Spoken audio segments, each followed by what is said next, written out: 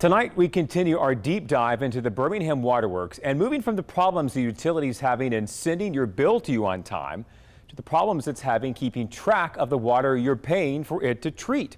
How many businesses would succeed if they weren't able to make money off of almost half of what they make? It's the issue the Waterworks is now facing on the product it sells to most of you, clean drinking water. Much of the attention around the Birmingham Water Works in the last few weeks has been from residential customers who haven't gotten a bill in months or are suddenly getting big bills covering several months. We're getting promised different things and they're never coming to. And so if there was another option, we would have been there months ago. But there's another problem for the utility bubbling just below these railroad tracks running alongside the U.S. Steel facility in Fairfield. A massive leak, sources tell us, has been gushing water from broken pipes for years. This is untreated raw water that industrial customers like U.S. Steel pay the waterworks to pipe into their facilities to cool off major industrial machines. But all of this isn't helping anyone. In fact, the railway terminal says it's starting to degrade the land around these tracks trains use every day. Do you have an estimate how many gallons per day has been leaking out there for what appears to be several years? I have to confirm the leak. We're aware of that, and we're working on a project to repair that. Where does that repair process stand? We assess all of our projects. You know, our engineering department prioritizes those, and this is one that's on our list to get replaced. And less than a mile away down the same train line, what looks like a pond is actually more raw water gushing out of busted waterworks pipes. This pond's so big you can see it clearly from our SkyTracker drone and even from Google Street View cameras. Obviously, they're frustrated customers and significant industrial customers who say, this thing's been going on for a couple of years. Why is it taking so long? How would you respond? We understand that there's a leak, and we're working on a project to be able to replace that. Now, it is on the railroad track, so there are quite a few more regulations when it comes to working around railroads that we have to comply with. But we are aware of it, and we're going to or have a project in place to repair that leak. But no time frame on when that could be? Not at this point.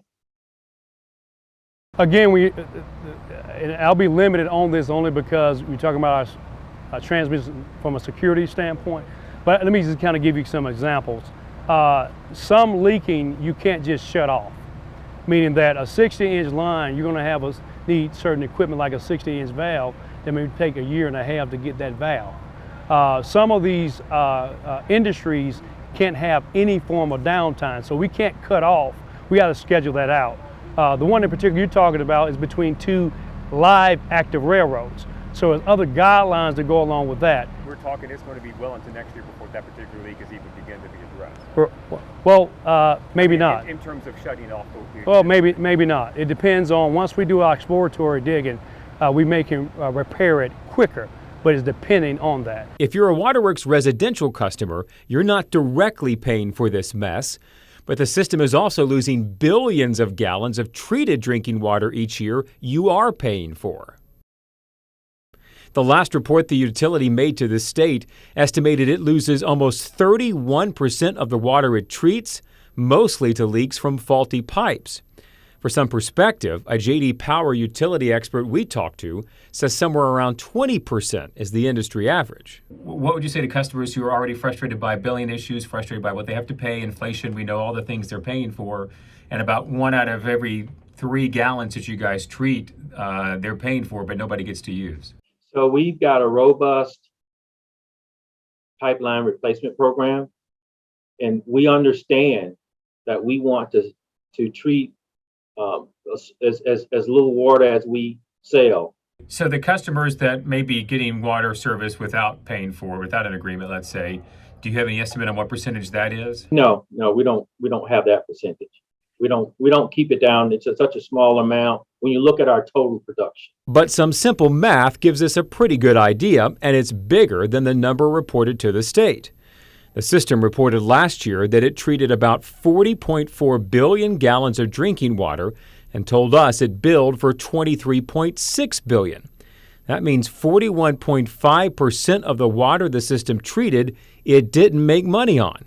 If you subtract the 31.7% it told the state is losing to leaks, that means another almost 10% is going unbilled. We have roughly 4,000 miles of pipeline from new to old in the system. Assistant GM for Engineering and Maintenance Derek Murphy is in charge of finding and repairing leaks and replacing old pipe, something the system budgeted $30 million for last year, but only spent $22 million of.